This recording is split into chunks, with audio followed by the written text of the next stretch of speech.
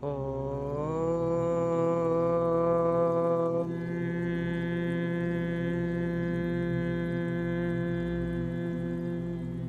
శివపురాణము రెండవ భాగం. పరమశివుని లీలామూర్తులలో మూడవ మూర్తి హరిహరమూర్తి. అనగా ఆయన శరీరంలో సగభాగమును శ్రీ మహావిష్ణువు స్వీకరించారు. అలా పరమశివుణ్ణి ప్రసన్నుడిని చేసుకొని శరీరంలో సగభాగమును స్వీకరించిన మూర్తిని హరిహరమూర్తి అంటారు.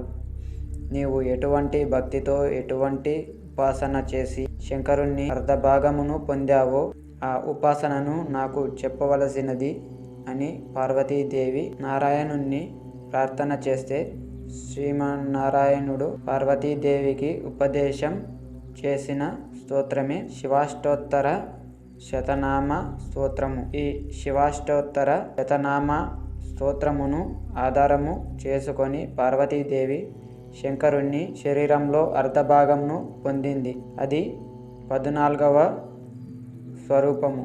దానిలో అర్ధనారీశ్వర స్వరూపము అని పిలుస్తారు. దానిని అర్ధనారీశ్వర స్వరూపము అని పిలుస్తారు. మనుష్య జన్మ ప్రయోజనం భగవంతునితో ఐక్యమే కనుక శివాష్టోత్తర శతనామ స్తోత్రమును ప్రదోష వేళలో చదవడం ఇహమునందు సమస్తమైన కోరికలను తీరుస్తుంది. పరలోక సుఖమును భగవంతుని అనుగ్రహమును మనయందు ప్రసరింపజేస్తుంది. శివో మహేశ్వర అని పిలుస్తారు.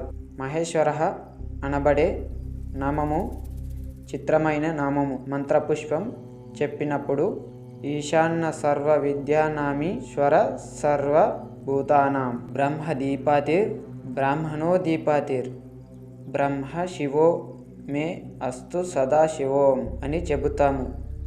సర్వమంగళములకు కారణం అయినవాడు, సర్వజగ నియామకుడు, సృష్టి స్థితిలయలు చేసేవాడు తానొక్కడే అయి ఉండి కానీ సృష్టి చేసినప్పుడు ఒక్కడిగా, స్థితికారకుడిగా ఉన్నప్పుడు ఒకడిగా, లయకారకుడిగా ఉన్నప్పుడు ఒకడిగా, మూడుగా కనబడుతూ ఆయన అనుగ్రహము చేత జ్ఞానము కలిగినప్పుడు అవి మూడు కావు ఒక్కటే అన్న జ్ఞానము ఎవరి నుంచి ప్రసరిస్తుందో ఆయన మహేశ్వరుడు. ఆయనే మూడుగా కనబడే ఒక్కడు. అందుకే పోతన గారు భాగవతంలో ఒకచోట ఒక మాట అంటారు. మూడు మూర్తులకును మూడు రూపాలకు మూడు కాలములకు మూలమగుచు భేదమగుచు తుది కభేదమై ఏర్పరు బ్రహ్మమనగా నీవే పాలానయన. మనము సృష్టి స్థితిలయ అని మూడు మాటలు వాడుతుంటాం. మనలో చాలామందికి ఒక తప్పు అభిప్రాయం ఉంటుంది. రుద్రుడు లేదా శివుడు అనేసరికి ఆయన సంహారకర్త, లయకారుడు, ఆయన సంహరిస్తాడు అని అనుకుంటాం. అన్ని వేళలా లయము అనే శబ్దమునకు అర్థం కేవలం చంపివేయడం కాదు. పరమశివుడు చాలా ఉదారుడై ఉంటాడు. మనకు లయమునందు స్వల్పకాలిక లయం అని ఒక మాట ఉంది. గాఢ నిద్ర పట్టినట్లయితే ఆ నిద్రలో దుఃఖం తెలియదు. హాయిగా నిద్ర పట్టింది అంటాడు. ఆ హాయి అనేది ఏమిటి? మనస్సు లేకపోవడమే హాయి. గాఢ నిద్రలో ఉన్న స్థితిలో మనస్సు ఆత్మలోకి వెళ్ళిపోయి ఆత్మగా ఉండిపోతే ఎంతో సంతోషంగా, ఎంతో హాయిగా ఉంటుంది. స్థితిలో బాహ్యమునకు సంబంధించిన ఎరుక అంతా ఆగిపోతుంది. ఆగిపోయినప్పుడు గొప్ప ఆనందమును పొందుతాడు. ఇలా ఆనందమును పొందిన స్వరూపము ఏదైతే ఉందో ఆ ఆనందమే శంకరుడు. ఆ ఆనందమే పరమశివుడు. మనం పొందిన ఆ నిద్రను స్వల్పకాలిక లయం అని పిలుస్తారు. తెల్లవారి నిద్ర లేవగానే మనస్సు మేల్కొంటుంది. కొనడం అనగా ఆత్మ నుంచి విడివడుతుంది. ఆత్మమునకు సృష్టి స్థితి లయ అనే వాటిని దర్శనం చేయాలి. మహేశ్వర స్వరూప దర్శనం అవుతుంది. అలాగానే మనం చేయవలసిన పనులకు సంబంధించి మనకు ఏదో ఒక ఆలోచన వస్తుంది. ఆలోచన అనేది మనస్సు స్వరూపం. ఆత్మగా ఉండి మీరు మొదట ఆలోచనను చూసినట్లయితే దాని ఆలోచనలను చూడడం మీకు అలవాటు అవుతుంది. సృష్టి బ్రహ్మ దర్శనం. బ్రహ్మకి పూజ లేదు. దర్శనం చేత మాత్రమే మీరు బ్రహ్మ దర్శనం చేసేస్తారు.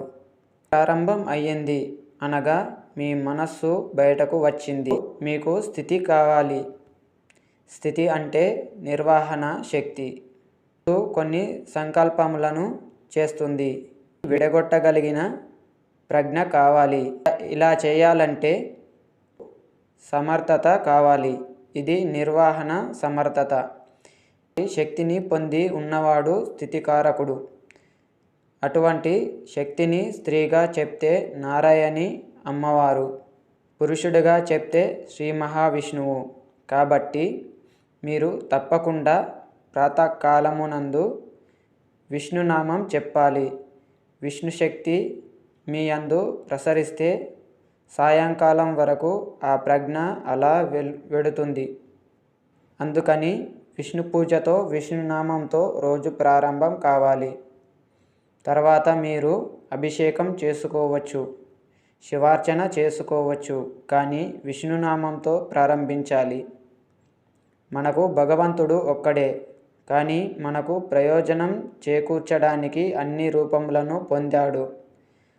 రాత్రి నిద్రపోయే ముందు 11 మార్లు శివనామం జపించి విశ్రాంతి స్థానమునకు శరీరమును చేరవే. ఇప్పుడు ఈ శివానుగ్రహం స్వల్పకాలిక లయం. శివనామము చెప్పి నిద్రపోతే నిద్ర సమాధి స్థితి. అది సమాధి స్థితి అవుతుంది. తొలి తలంపు ఏది వస్తుందో దానిని మీరు ఈశ్వరుని వైపు తిప్పడం మనస్సుకు ప్రయత్నపూర్వకంగా అలవాటు చేయాలి. అప్పుడు మీరు కాలమునందు ఒకరోజు అనబడే విభాగమును మహేశ్వరుడిగా మారుస్తున్నారు. ఇది మహేశ్వరార్చనము. ఈ మహేశ్వరార్చన చేత మీరు మహేశ్వరుడు అయ్యారు. ఎలా? మొట్టమొదట ఆలోచన బయటకు వస్తూనే మనస్సుకి ఒక అలవాటు ఉండాలి. మీకు కూడా మీ మనస్సుకు తర్ఫీదు ఇవ్వడం రావాలి. నిద్ర లేవగానే అది మొదటి సంకల్పం ఏమి చెప్పాలంటే సాధారణంగా ఎడమవైపు నిద్ర పొమ్మని శాస్త్రం చెబుతోంది. మీరు నిద్ర లేవగానే నీ దృష్టి ప్రసారం తిన్నగా మీరు ఆరాధించే దేవత స్వరూపము మీద పడాలి. అలా లేవగానే దేవతా స్వరూపమును చూడడం మొదటిగా మనస్సుకు మీరు అలవాటు చేయాలి. అంతేకాని టైం అయిపోతోందని గడియారం వంక చూస్తూ కంగారుగా లేవడం అలవాటు కాకూడదు. నిద్ర లేవగానే మీ తలను తిప్పి కళ్ళు విప్పితే మొట్టమొదటి దృష్టి పరమేశ్వర మూర్తి మీద పడడం చేత పరావర్తనం చెంది ఆ పార్వతీ పరమేశ్వరులు లేక లక్ష్మీనారాయణుల దర్శనం జరిగి ఈ కంటితో చూసి లేచిన తర్వాత కాలు పెట్టే ముందు మనస్సునందు మరలా సముద్రవసనే దేవి పర్వత స్తనమండలే అని శ్లోకం చెప్పి కిందికి దిగగానే గురువుగారు మీరు నాకు ఉపదేశం చేశారు. మీరు చెప్పిన బుద్ధితో ఈరోజు నా రోజు గడుచుగాక అని నేల మీద 10 గురువుగారి పాదములను ఒక్కసారి మనస్సులో ధ్యానం చేసి వారి పాదములకు శిరస్సు తట్టించే పైకి లేవాలి. ఇది మీకు అలవాటు అయితే మీరు తెలియకుండా మీకు మొదటి ఆలోచన రావడానికి సాక్షి అవుతుంది. ఇప్పుడు ఆలోచనను మీరు దిశానిర్దేశం చేస్తున్నారు. ఇది స్థితికారకత్వం. లలిత సహస్రంలో అమ్మవారికి భావనామాత్ర సంతుష్టయై నమః అని ఒక నామం ఉన్నది. నీ భావన చేత ఆవిడ సంతుష్టరాలవుతుంది. మీ మనస్సులో మీరు మంచి భావన చేస్తుంటే అక్కడ ఆమె ఆనందిస్తుంది.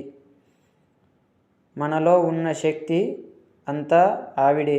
ఇక్కడ ఉన్న ప్రకృతి వికారమైన శరీరము ఆవిడ. ఇది ఆయనను కోరుతోంది.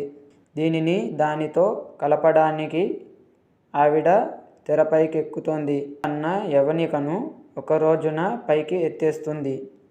అప్పుడు మీరు దానితో కలుస్తారు. అప్పుడు మీరు జీవితంలో అనుసంధాన ప్రక్రియగా వెళ్ళవలసిన మహేశ్వర స్వరూపము. అంతేకాని మహేశ్వర స్వరూపమనగా ఏదో దేవతలందరి చేత పూజించబడేవాడు అని అనుకోకూడదు. అలా అనుకోవడం దోషం కాకపోవచ్చు. కానీ మీరు అలా అనుసంధానం చేసుకుంటే అది భక్తికి బాగా పనికొస్తుంది. కానీ ఇది మీరు నిత్య జీవితమునందు అలవాటులోకి తెచ్చుకోవలసిన ప్రక్రియ. మీరు ఇలా దర్శనం చేస్తూ వెడుతున్నట్లయి ఈ లయ పరమశివుడు నిద్రలేవగానే మిమ్మల్ని ఎవరైనా మీరు ఇప్పటిదాకా ఎవరితో కలిసి ఉన్నారు అని అడిగినట్లయితే అప్పుడు మీరు ధైర్యంగా నేను ఇప్పటి వరకు కైలాసమునందు పార్వతీ పరమేశ్వరులతో కలిసి ఉన్నాను, అది నా నిద్ర అని చెప్పగలగాలి. ఎందుచేత నేను నా నిద్రను పడుకోబోయే ముందు అలా స్వీకరించాను. నేను లేచినప్పుడు చతుర్ముఖ బ్రహ్మ దర్శనమే నా మేల్కొనుట, నా పూజా మందిర ప్రవేశము, స్థితికర్త ప్రార్థన, నా నిన్నటి రోజు సృష్టికర్త, స్థితికర్త, ప్రళయకర్తల సమాహారము. అది మహేశ్వర స్వరూపముగా నా చేత ఉపాసన చేయబడిన కాలము. కనుక నేను మహేశ్వరోపాసన చేత మరొక మహేశ్వరుడను అయినాను. ఇది మీ జీవితమునందు రావలసిన ప్రక్రియ. ఇలా చేయగా భ్రమరకీటక న్యాయంలో ఒకనాడు మీరు ఆ స్వరూపమును పొందుతారు. ఇలా కాకుండా వేరొక రకమైన ఆలోచనతో వ్యగ్రతతో జీవితం వెళ్ళిందంటే అసలు ఆత్మలోంచి విడివడడంలో మీకు కృతజ్ఞత భావం కలగదు. మహేశ్వర శబ్దం గురించి తమీశ్వరాణం పరమం మహేశ్వరం తం దేవతానాం పరమం చ దైవతాం. దేవతలు అందరూ కూడా ఎవరికి ప్రార్థన చేసి నమస్కరిస్తారో, సర్వ జగత్తును ఎవరు నియమించి పోషించి రక్షిస్తున్నాడో, ఎవడు దీనిని నిలబెడుతున్నాడో, ఎవడు దీనిని తనలోకి తీసుకుంటున్నాడో వాడే మహేశ్వరుడు. వాడు సర్వ జగన్నియామకుడు. వాడు పరబ్రహ్మమై ఉన్నాడు. ఇటువంటి పరబ్రహ్మము ఎక్కడ దర్శనం అవుతుంది? దానిని మనం చూడగలమా? దీనికి శాస్త్రం సమాధానం చెప్పింది. మహేశ్వర దర్శనం చేయడానికి ముందుగా మీకు మహేశ్వర దర్శనం చేయాలన్న తాపత్రయం కలగాలి అని చెప్పింది. ఒక్కొక్కరు చాలా పెద్ద చదువులు చదువుకుంటారు. అలా చదువుకోవడం గొప్ప కాదు. అలా చదువుకున్న చదువును నిరంతరం ఎవరైతే అనుష్ఠానంలోకి తెచ్చుకుంటారో వారు గొప్పవారు. అటువంటి వారు మహాపురుషులు అవుతారు. చదివిన విషయములను ఆచరణలో పెట్టడానికి శ్రద్ధ కావాలి. పాం కదు అనుష్ఠానంలో ఉండాలి. ఇప్పుడు సర్వసాక్షి, ఆయన చూస్తున్నాడు అనే బెరుకు మీకు ఉన్నట్లయితే ఒకడు చూసి మిమ్ము మెచ్చుకోవాలని మీరు పనులు చేయరు. ఆ పనులు చేయడం మీ విధిగా భావించి పనులు చేస్తారు. శివపురాణము ఒక కథగా వినే ప్రయత్నము మీరు చేయకూడదు. అలా చేస్తే అది మీ జీవితమును అభ్యున్నతి మార్గం వైపు తీసుకెళ్ళలేదు. శివపురాణం మన నిత్య జీవితంలో ఎలా ఉపయోగపడుతుందో మనం ఆలోచించాలి. ఈశ్వరుడిని చూడాలి అనే ప్రయత్నం మీరు సృష్టి స్థితి లయానుసంధానం నిరంతర ప్రక్రియగా చేయడంలో ఉంటుంది. ఆయన సర్వజ్ఞాత తృప్తి రణాది బోధ సర్వతంత్ర నిత్యమలుప్త శక్తిం అనంతశక్తిశ్చ గోర్విదిజ్ఞాత షడాహురంగాని మహేశ్వరస్య. అది శాస్త్రం. కొన్ని విషయములను కన్ను చూసిన మనస్సు వాటిని పట్టుకోదు. మనం ఒకచోట కూర్చుని కంటితో అన్నింటినీ చూస్తున్నాం. అలా చూస్తున్న వాటిలో కొన్నిటిని మాత్రమే గుర్తు పెట్టుకోగలము. కానీ ఈశ్వరుడు అలా కాదు. ఈశ్వరుడు సమస్త ప్రాణుల హృదయగతమైన అభిప్రాయములను కూడా తెలుసుకోగలడు. మీ మనస్సును ఈశ్వరుని పాదముల మీద పెట్టగలిగితే ఈశ్వరుడు మీ వెంటే పరుగెడతాడు. మీ మనస్సు అక్కడ పెట్టడానికి మీరు చేస్తున్న పరిశ్రమకు పూజ అని పేరు. అలా భగవంతుని యందు మనస్సును కేంద్రీకరించి పూజ చేయడం అలవాటు చేసుకోవాలి. అది అలవాటు అయితే మీరు ఏ ప్రదేశంలో ఉన్నా పూజ చేసుకోగలుగుతారు. కాబట్టి పరమేశ్వరుడు హృదయ గతాభిప్రాయమును పట్టగలిగినవాడు. దీనికే సర్వజ్ఞత అంటారు. సర్వజ్ఞత, స్వతంత్రత అనేవి రెండు ఈశ్వరుడితో ముడిపడి ఉంటాయి. ఏకకాలమునందు సమస్త చరాచర జగత్తులో ఉన్న ప్రాణుల హృదయాంతర్గత భావమును తాను చూస్తాడు. చూసి ఆ భావముల పరిపుష్టి చేత మోక్షమును కూడా అనుగ్రహిస్తాడు. పైకి చూస్తే ఈ విషయము మీకు ఒక్కనాటికి దొరకదు.